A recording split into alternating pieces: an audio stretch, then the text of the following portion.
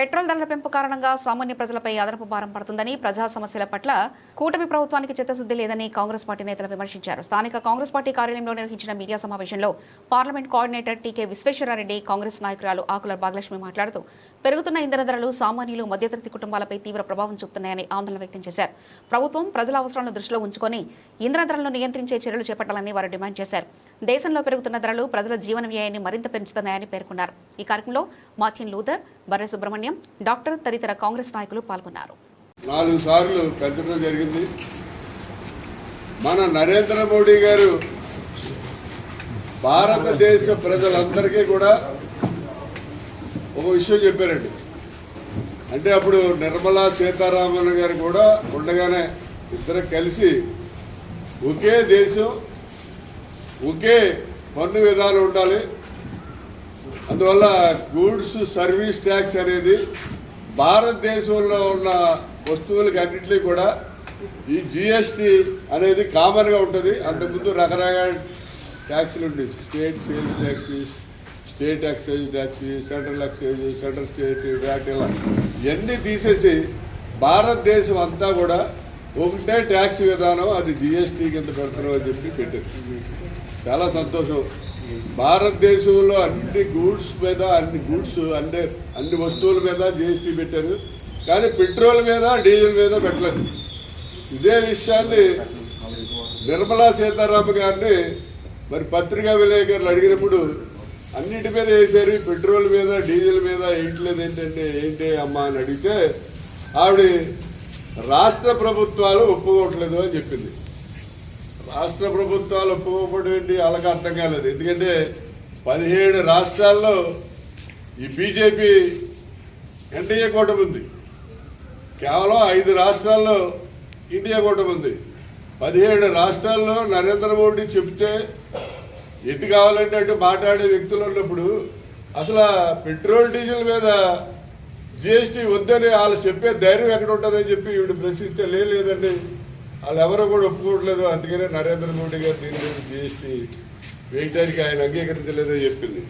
ఇప్పుడు ఈవేళ మరి దేశ ప్రజలందరినీ కూడా ఈ నరేంద్ర మోడీ, నిర్మలా సీతారామన్ ఒక విధంగా దోసుకుంటారు. ఎందుకంటే 200 సంవత్సరాలు ఈ బ్రిటిష్ వాళ్ళు భారతదేశాన్ని దోసుకున్నారు. భారతీయులందరూ కూడా ఒక అమాయకులుగా, గొర్రెల్లాగా వాళ్ళు జుట్టు మీద పన్ను ఎత్తే కట్టారు, ఉప్పు మీద పన్ను ఎత్తే కట్టారు, నీటి మీద పన్ను ఎత్తే కట్టారు. అలాగా ఈవేళ భారతదేశంలో ఈ నరేంద్ర మోడీ, అలా నిర్మలా సీతారామన్ గారు పెట్రోల్ డీజిల్ మీద జిఎస్టీలోకి ఇంక్లూడ్ చేయకుండా సెపరేట్గా వేసినా కూడా గొర్రెల్లాగా నోరు మూసుకుని అలా ఊరుకునే పరిస్థితి ఉంది. మీకు ఒక డీటెయిల్ చెప్తాను. బేసిక్గా పెట్రోల్ కానీ డీజిల్ కానీ రేటు 35 రూపాయల 50 పైసలు. దిస్ ఈజ్ బేసిక్ రేట్ అండి. దాని మీద కేంద్ర ప్రభుత్వం ఎక్సైజ్ డ్యూటీ 19 రూపాయలు 50 పైసలు వేస్తుంది. అలాగే రాష్ట్ర ప్రభుత్వం వ్యాట్ రూపేనా 41 రూపాయలు 50 పైసలు వేస్తుంది. ఎవడైతే డీలర్ ఉన్నాడో వాడికి డీలర్ కమిషన్ కింద 6 రూపాయలు 50 పైసలు, మొత్తం 103 రూపాయలు 50 పైసలు మనకి కస్టమర్కి వచ్చేసరికి రేటు పడుతుంది. ఇదే కనుక జిఎస్టీ పరిధిలో తీసుకొస్తే ఈ బేసిక్ వాల్యూ పెట్రోల్ కానీ డీజిల్ కానీ 35 రూపాయలు అయితే జిఎస్టీ 18% అయితే 18% జిఎస్టీ అంటే 6 రూపాయలు 50 పైసలు, ప్లస్ డీలర్కి ఇచ్చేది ఎంతంటే 6 రూపాయలు 50 పైసలు, రెండు కలిసి 13 రూపాయలు. అలాగే బేసిక్ వాల్యూ 35 రూపాయలు అంటే ఎంత, 48 రూపాయలు. 13 ప్లస్ 35 48 రూపాయలు పెట్రోల్ డీజిల్ అమ్మాలి వరకే. ఇలా పెట్రోల్ డీజిల్ 45 అమ్మట్లేదు అంటే ఎంత దోషేస్తున్నారు ఈ దేశ ప్రజలలో. 105లోంచి 35 తీసేస్తే 1 లీటర్కి 70 రూపాయలు చెప్పి దేశ ప్రజలు దోషేస్తున్నారు. బ్రిటిష్ వాళ్ళు కూడా ఎప్పుడు ఈ రకమైన దోపిడీ చేయలేదు. బ్రిటిష్ వాళ్ళు కూడా పన్ను వేసేవారు, ఏదో రూపాయి, 10 రూపాయలు, అనా పావులు ఇలాంటి పనులు వేసేవారు. అంతేగాని 1 లీటర్ పెట్రోల్, 1 లీటర్ డీజిల్కి 70 రూపాయలు ప్రజల నుంచి దోచేయడం అనేది చిన్న విషయం కాదు. ఈ రకంగా దోపిడీ జరిగిపోతుంది. పోనీ పక్క రాష్ట్రం పాకిస్తాన్ ఎందుకు పనికిరాని దేశం అని చెప్పి మన నరేంద్ర మోడీ గారు మన వాళ్ళు అందరూ అంటూ ఉంటారు. ఇప్పుడు వాళ్ళ క్రూడ్ ఆయిల్ రేటు 100 రూపాయల నుంచి 82 రూపాయలకి బ్యారెల్ వాల్యూ తగ్గింది. డాలర్స్ అంటే 100 రూపాయలు $100 ఉండేది $82 తగ్గింది క్రూడ్ ఆయిల్. ఇంత రేటు తగ్గింది కాబట్టి పాకిస్తాన్ వాడు నిన్నగాక మొన్న పెట్రోల్ మీద ₹22 తగ్గించాడు, డీజిల్ మీద ₹22 తగ్గించాడు. అంటే మనకు ఎందుకు తగ్గించలేదు? Already crude oil rate down అయిపోయింది. డౌన్ అయిపోయినప్పుడు వీళ్ళు ఆటోమేటిక్గా ఈ పెట్రోల్ మీద డీజిల్ మీద వీళ్ళు పెట్టిన కండిషన్స్ ప్రకారం పన్నులు ఉన్నా కూడా తగ్గించాలి, అది తగ్గించట్లేదు. పత్రికా సమావేశాన్ని మా నాయకులు విశ్వేశ్వరరెడ్డి గారు పెట్టడానికి ముఖ్య కారణం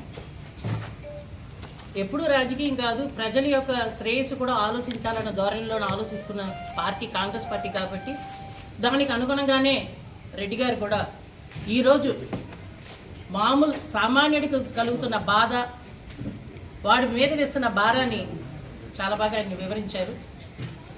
నాకు ఉన్న అనుభవంలో నేను తవి చూసిన విషయాన్ని కూడా మీ ముందు పెట్టాలని, ఇది అధికార పార్టీని ప్రశ్నించడానికి, ప్రజలు కూడా ఉన్న వాస్తవాలు తెలియపరచడానికి, ఈవెంట్ మేనేజ్మెంట్ ద్వారానే వ్యవస్థను నడిపిస్తూ పేపర్ కొటేషన్స్ తోటే పరిపాలన చేస్తూ, హెడ్లైన్స్ కొటేషన్స్ అదే పరిపాలన, నినాదాలతో ప్రజలను ఓరెత్తించడము, పేపర్ స్లిప్లతో మినిస్టర్లతో ప్రెస్ మీట్లు పెట్టించడము, మన ప్రజలకు మాత్రము లీక్ పేపర్లు ఇవ్వడం. ఇది ప్రస్తుతం మన అధికారంలో ఉన్న పార్టీ, కేంద్రంలో చేస్తున్న ప్రభుత్వం చేస్తున్న పార్టీ. ఆర్థిక వ్యవస్థకు వచ్చేసరికి నిర్మలా సీతారామన్ గారు వ్యక్తిగతంగా నాకు బాగా పరిచయం, వాళ్ళ ఫ్యామిలీ వెల్ విషర్, మాకు బాగా చదువుకున్నవరే, అకాడమిక్ పర్సన్.